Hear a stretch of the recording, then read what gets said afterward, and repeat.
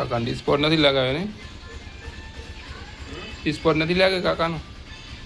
Fitting નથી કરી ને ડિસ્પોર્ટ નો? ના જો પેટી નહીં ઘરે પડી પેટી લગાવવાની છે ટેપ ની. પછી લાઈટો અને હરી ખેંચ લાઈટ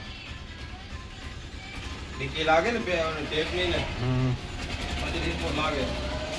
એ વાયર બાર ખેંચવાના હશે ને હજી લાઈટો હોય ને વન પીસ ના બધે બટન લગાવવાનું.